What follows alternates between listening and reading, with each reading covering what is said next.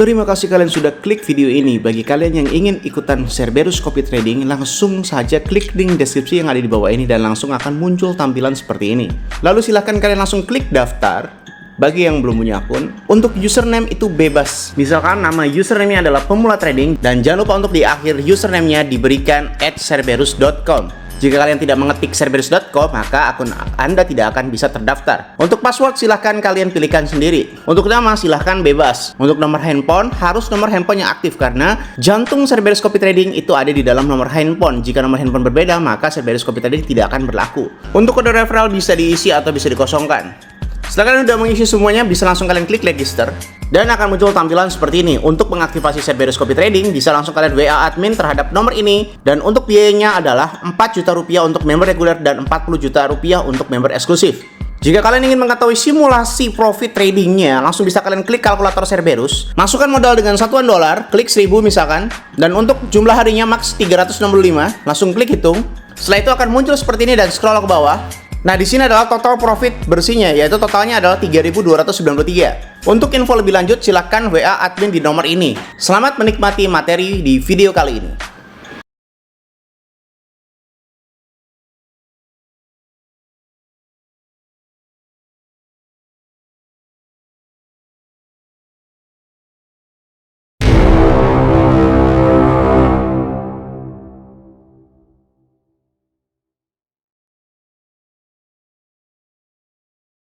Salam traders, balik lagi sama saya Andi Firmansyah di channel ISC.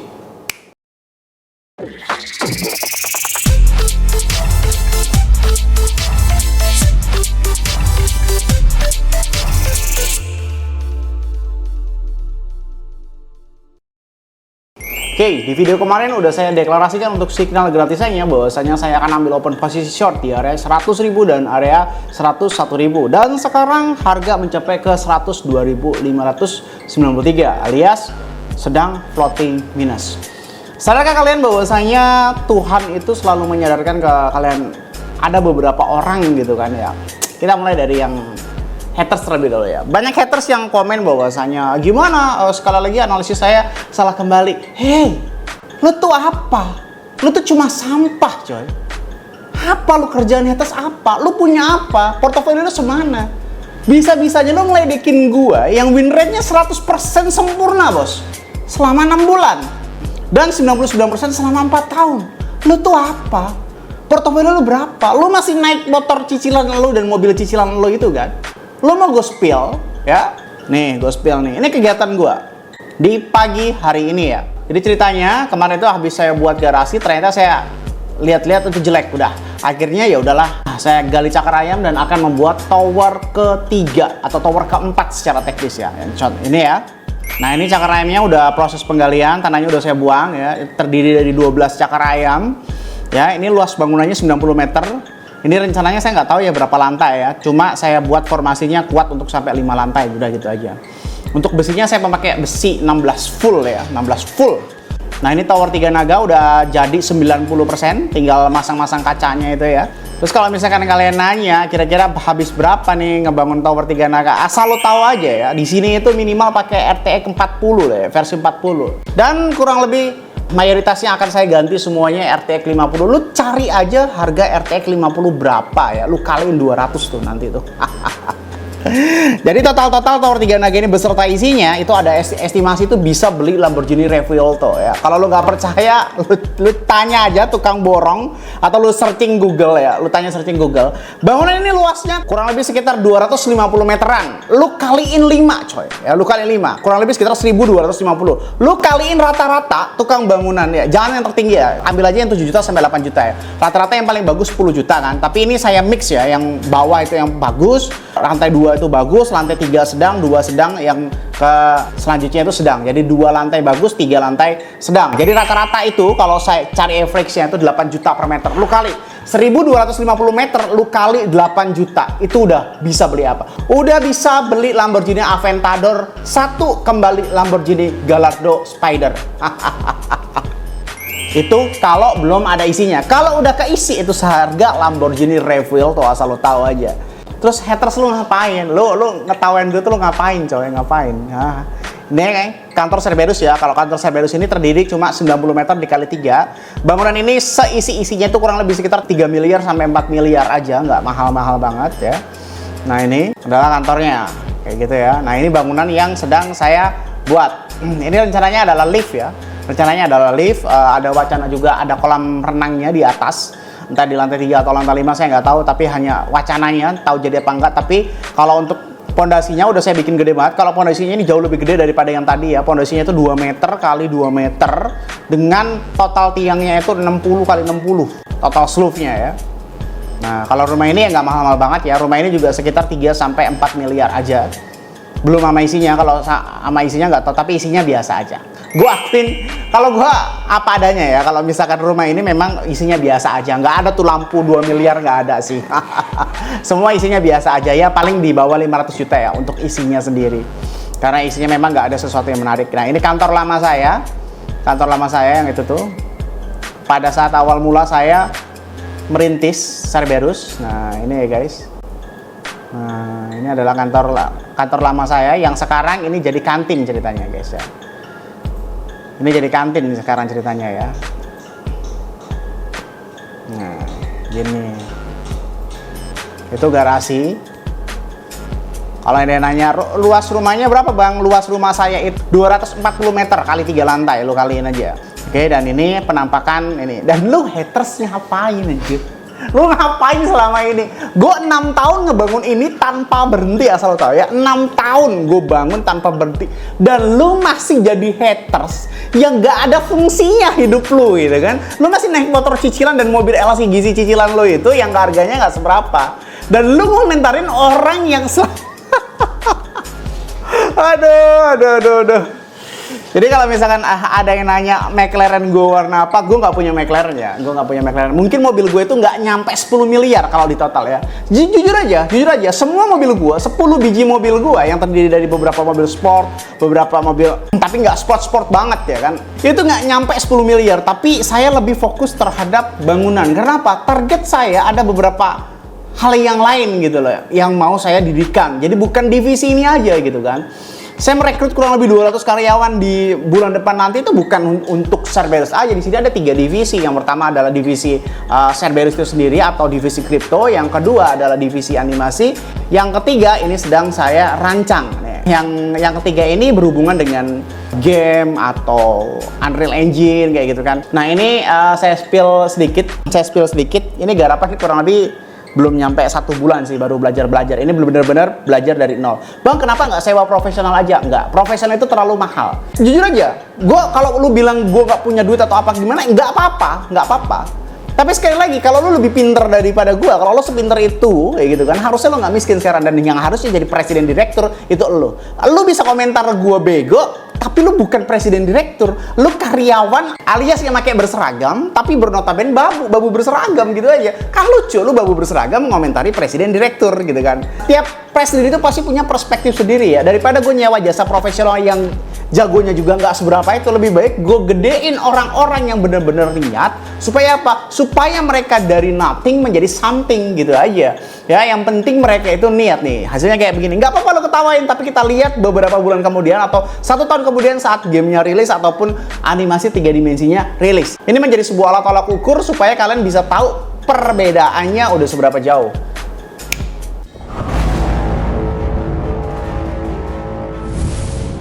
Kembali Azazel, aku yakin masih ada cahaya dalam hatimu. Kau bercanda.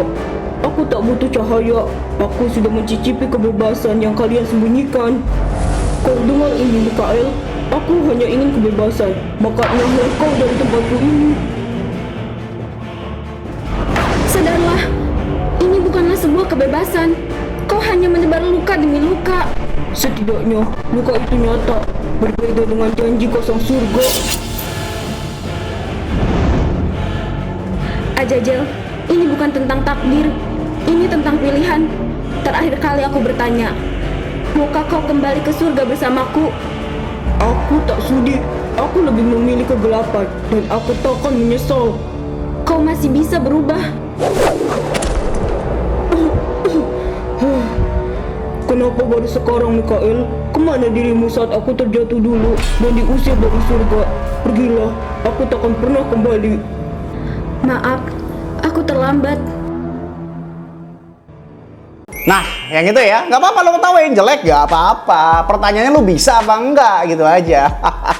Asal lo tahu bikin kayak gitu itu butuh spek RTX 5080 atau 5090 kalau bisa ya. Kalau PC lo yang kentang-kentang kayak gitu terus lo masih trading-tradingan gak jelas itu ya nggak akan bisa ya. Gue bukannya sombong sih, kadang-kadang memang haters itu perlu dikasih tahu dan dikasih paham seberapa jauh perbedaan level hidup kita. Oke, sekarang balik lagi ke Bitcoin. Bitcoin sekarang 102.488. Hari ini memang kalau kalian tanya, Bang apakah Cerberus floating? Iya. Untuk Cerberus reguler itu sedang floating ya. Kalau untuk Cerberus eksklusif itu sedang profit ya, sedang profit tapi belum saya close. Oke. Kalau untuk Cerberus prioritas udah profit. Udah profit ya. Jadi Prio berada di level yang berbeda. Udah lah nggak usah. Kenapa gue nggak pernah iklanin Prio? Ya karena Prio itu berada di level beda. Kalau gue iklanin nanti malah tambah gue dihujat gitu aja sih. Prio ini mempunyai sebuah fitur yang unik, mungkin suatu hari nanti akan gue jelasin ya. Selain profit share-nya yang cuma 8%, itu ada sebuah fitur unik tapi bukan untuk kamu mendang-mending ya. Minimal modalnya mungkin di angka sekitar 10 miliar lah minimal ya itu. Karena di Prio itu ada semacam kayak guaranti gitu. Kalau loss bakal diganti kalau ini Prio, tapi minimal 10M. Nggak apa-apa lo bilang, wah gimana itu sistemnya gini? Ya gue gak usah peduli, itu bukan level lo bos. Itu bukan mangsa pasar lo udah. Kalau memang mampu reguler, udah reguler aja. Nggak usah ngelihat terlalu jauh gitu ya kan. Ibaratnya kata nih ya, lu kerja di dalam sebuah perusahaan dan skill lu itu nggak seberapa gitu, dan lu ngelihat presidennya misalkan naik Lamborghini Reveal atau McLaren Senna gitu kan, lu masih naik motor Beat, lu mempertanyakan kenapa hidup gue lebih jelek daripada dia, tapi gue kan pekerja keras gitu. Ini bukan tentang pekerja keras bos, bukan tentang pekerja keras gitu. Jadi hidup itu bukan tentang pekerja keras aja, harus kita bisa berpikir, alah udah, intinya bukan itu, nanti kepanjangan. Jadi sekarang harga Bitcoin ke 102.500 atau 102.400-an. Nih, sekali lagi saya beritahu bahwasanya untuk semuanya, inilah seberapa pentingnya money management. Jadi kalau kalian saya ceritakan ya, kenapa alasan saya itu win rate-nya sangat tinggi seperti itu? Karena memang saya itu sadar diri bahwasanya setiap open posisi itu nggak bisa selamanya profit. Saya itu manusia. Nah, perbedaan antara manusia satu dan manusia yang lainnya itu harus bisa tahu cara meminimalisir keadaan agar supaya tidak loss atau floating loss. Oke? Bayangkan saja ketika saya kemarin ya nurutin kemauan orang-orang tolol member-member Cerberus yang bilang bahwa Bang, marginnya tambahin aja 20%. Nah, gue nggak tahu nih. Bisa jadi nih, sekarang orang itu beneran ngerubah marginnya dan sekarang lagi nangis. Oke?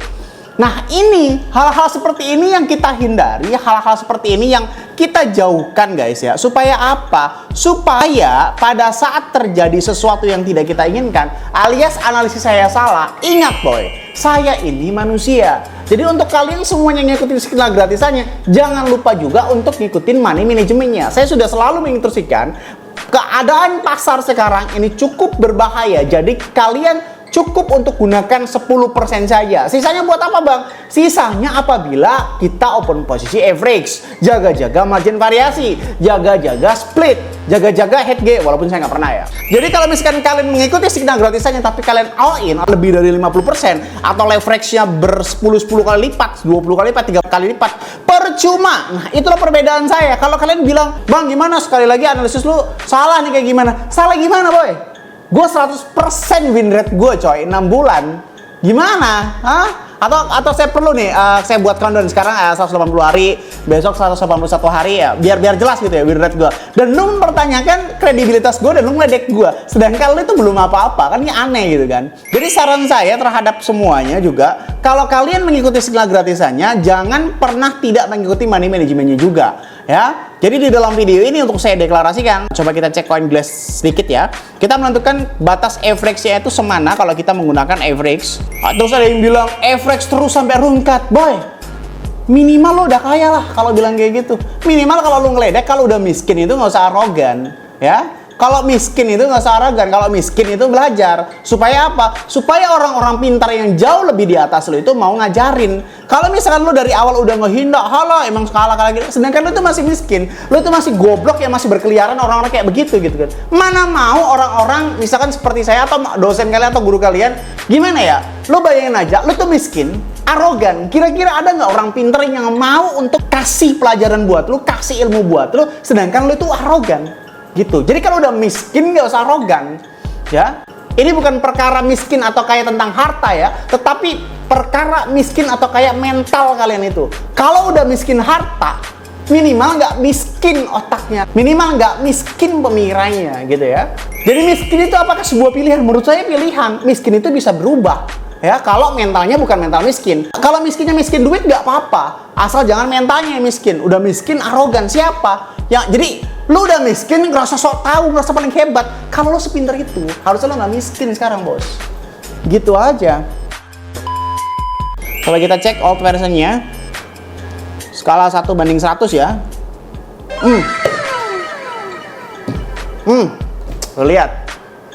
Lo lihat.